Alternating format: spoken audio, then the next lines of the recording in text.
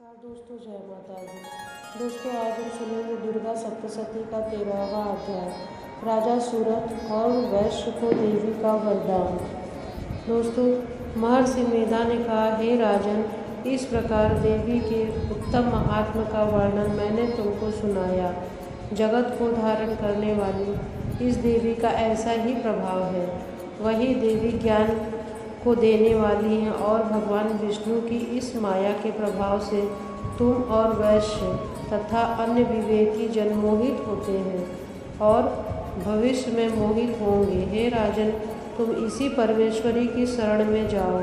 यही भगवती आराधना करने पर मनुष्य को भोग, स्वर्ग तथा मोक्ष प्रदान करती है। मार्कंडेय जी ने कहा, महर्षि मेधा की यह बात सुनकर राजा सूरत ने उन उग्र व्रत वाले ऋषि को प्रणाम किया और राज्य के छीन जाने के कारण उनके मन में अत्यंत ग्लानि हुई और राजा तथा वैश्य तपस्या के लिए वन को चले गए और नदी के तट पर आसन लगाकर भगवती के दर्शन के लिए तपस्या करने लगे। दोनों ने नदी के तट पर देवी की मूर्ति बनाई और पुष्प, धूप, दीप तथा हवन द्वारा उनका पूजन करने लगे। पहले उन्होंने आहार को कम किया, फिर बिल्कुल निराहार रहकर भगवती में मन लगाकर एकाग्रता पूर्वक उनकी आराधना करने लगे। वह दोनों अपने शरीर के रक्त से देवी को बलि देते हुए 3 वर्ष तक लगातार भगवती की आराधना करते रहे।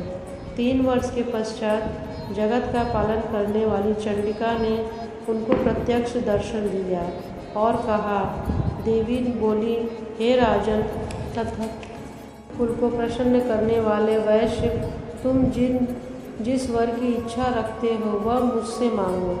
वह वर मैं तुमको दूंगी, क्योंकि मैं तुम पर अत्यंत प्रसन्न हूँ। मार्कंडेय जी कहते हैं, यह सुन राजा ने अगले जन्म में नष्ट न होने वाला खंड राज्य और जन्म के बल पूर्वक अपने शत्रुओं को नष्ट करने के पश्चात अपना पुनः राज्य प्राप्त करने के लिए भगवती से वरदान मांगा। और वैश्य ने भी, जिसका चित्त संसार की ओर से विरक्त हो चुका था, अतः भगवती ने अपनी ममता तथा अहंकार रूप आसक्ति को नष्ट कर देने वाली ज्ञान को देने के लिए कहा। देवी ने कहा, हे राजन, तुम शीघ्र ही अपने शत्रुओं को मारकर पुनः राज्य प्राप्त करो लोगे। तुम्हारा यह राज्य स्थिर रहने वाला होगा। फिर मृत्यु के पश्चात आप सूर्यदेव के अंश से जन्म लेकर सावर्णिक मनु के